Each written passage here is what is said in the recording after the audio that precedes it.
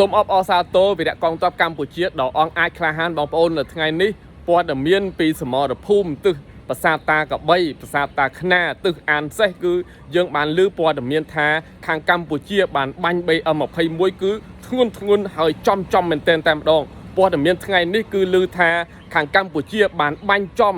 ឃ្លាំងស្តុកឥន្ធនៈដ៏សំខាន់របស់សៀមបានបាញ់ចំឃ្លាំងគ្រាប់របស់សៀមក៏ដូចជាបានបាញ់ចំទីតាំងបញ្ជាការដ្ឋានវីរៈសេនាតូចរបស់សៀមហើយមកវីរៈសេនាតូចនោះគឺស្លាប់ទាំងអស់តែម្ដងខាងសៀមបងប្អូនហើយដែលខាងបងស្មីក៏បានបញ្ជាក់ទៀតថានៅថ្ងៃនេះមន្ទីរពេទ្យនៅអូប៊ុនមន្ទីរពេទ្យនៅស៊ីសាកេតមន្ទីរពេទ្យនៅសុរិនកំពុងតែប្រកាសត្រូវការឈាមជាបន្ទាន់ពីព្រោះតាហ៊ានសៀមនៅទីនោះគឺស្លាប់ច្រើនមែនទែនហើយខាងកម្ពុជាបាញ់ត្រង់ចំពេកមេបញ្ជាការគេនៅខាងនោះគឺខាងភូមិភាគ2របស់គេហ្នឹងកំពុងតែឲ្យក្រុមការងារគេស្រាវជ្រាវក្រែងលោមានជនបង្កប់នៅក្នុងកូនទាហានរបស់គេបងប្អូនគេសង្ស័យថាហេតុអីបានជាខ្មែរបាញ់ត្រង់ម្លេះហេតុអីបានជាខ្មែរបាញ់ចំគោលដៅសំខាន់ដែលជាយុទ្ធសាស្ត្ររបស់គេតើខ្មែរបាញ់ចំហ្នឹងខ្មែរបកែខ្មែរត្រង់ឬក៏ខ្មែរអាចមានបរទេសណាមកជួយឬក៏មានផ្ទៃក្នុងខាងសៀមនឹងគេជួយផ្ដល់ព័ត៌មានឲ្យខ្មែរប្រហែលជាកូនទាហានសៀមមួយចំនួនក្បត់សៀម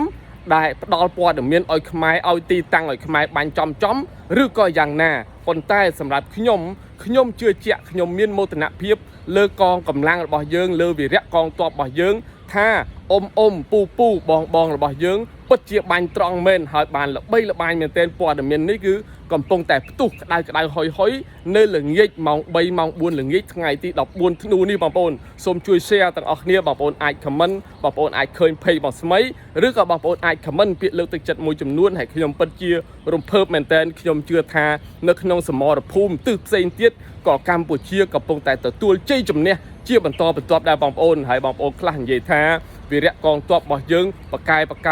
ថែមទាំងប្រលឹងដូនតារបស់យើងមេទ័ពដូនតារបស់យើងប្រលឹងព្រះរាជាសម័យបុរាណរបស់យើងកំពុងតែផ្ដល់ទៅជោគជ័យដល់យើងហើយខ្ញុំក៏ជឿថាព្រះដែលយើងបានអធិដ្ឋានទៅកាន់ព្រះជាម្ចាស់របស់យើងក៏ព្រះកំពុងតែឲ្យពរព្រះកំពុងតែការពារព្រះកំពុងតែប្រទានជ័យជំនះដល់ប្រជាជាតិខ្មែរដែរបងប្អូនសាមគ្គីគឺជាកម្លាំងខ្ញុំនៅតែបន្តលើកទឹកចិត្តបងប្អូនទុកចិត្តលើថ្នាក់ដឹកនាំរបស់យើងទុកចិត្តលើរាជរដ្ឋាភិបាលរបស់យើងបន្តទៀតបងប្អូនអរគុណច្រើនស៊ូទាំងអស់គ្នាខ្មែររួបរวมខ្មែរសាមគ្គីខ្មែរខ្លាំងខ្មែរនឹងទទួលបានជ័យជំនះ